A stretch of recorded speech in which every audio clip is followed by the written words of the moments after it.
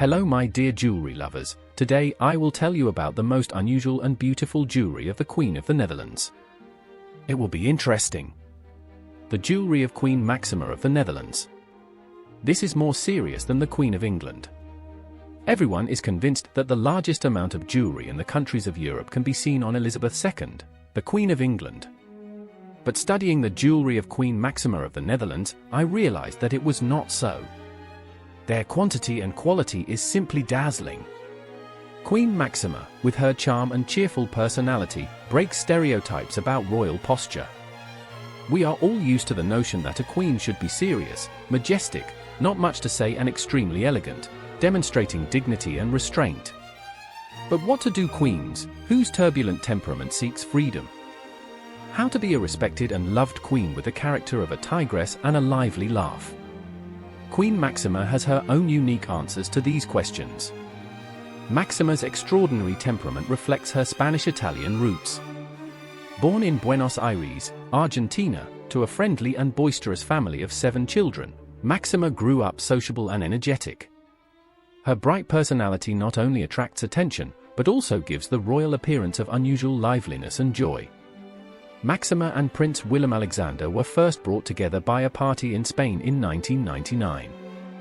Their acquaintance developed for 3 years before they announced their engagement. It is noticeable that even in the modern era, when the monarchy represents more a symbol of power than actual governance, the Dutch parliament expressed strong opposition to marriage bringing crown status. This was not because of the bride-to-be's lack of blue blood, but because Maxima was the daughter of the Minister of Agriculture, who had served in Argentina under the regime of the dictator Videla. Nevertheless, the wedding took place, although Maxima's family members were forbidden to attend. It is amazing how over the years Maxima managed to win not only the favor, but also the love and respect of all of Europe. In this she was greatly aided by her jewelry. Let's enjoy this splendor. 1. Sapphire Parure. The famous sapphire tiara with gorgeous Kashmiri sapphires.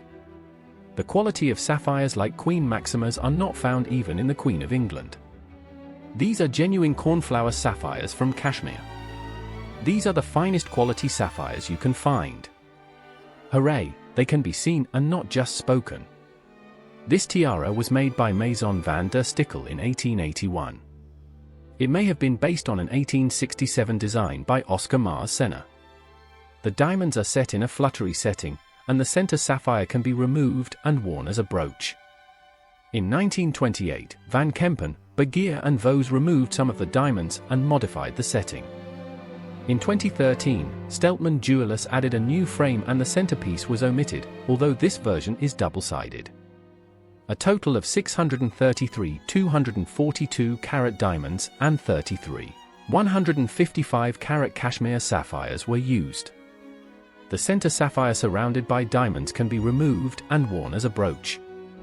2. Ruby Parure. This is one of the most unusual royal tiaras. A tiara of diamonds and rubies allows the centerpiece, which resembles a peacock's tail, to be removed and make the jewelry more minimalistic. However, Maxima goes for expression, and she wears the tiara with a large brooch and earrings from the same set. The Orangs have another tiara with diamonds and rubies. It was made in 1889 by the jewelry house Malario and was given to Queen Emma by King Willem III for Christmas. The current queen has appeared in this family adornment on several occasions, including at the wedding of Swedish Prince Carl Philip and his beloved Sophia.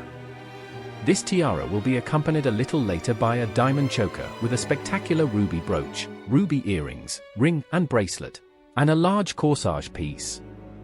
3. Diamonds. There is one nugget in the collection of Queen Maxima and the entire crown of the Netherlands.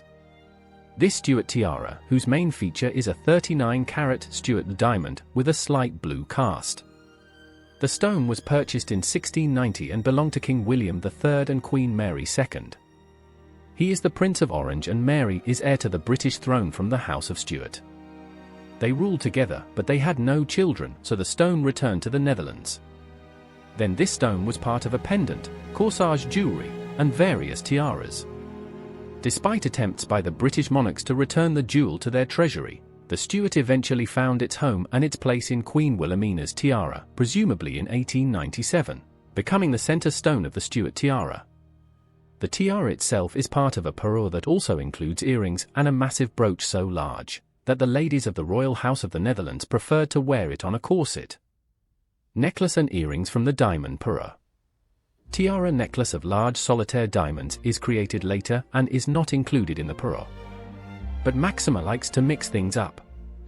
In addition to the tiara, the parure includes a necklace and a bow brooch. Queen Maxima does not wear a necklace, but a bow brooch often.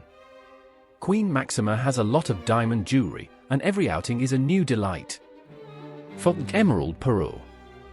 The emerald parure began with a tiara commissioned by the Queen's mother Emma in 1897 for her daughter Wilhelmina. Later the parure would include a necklace, bracelet, ring and earrings.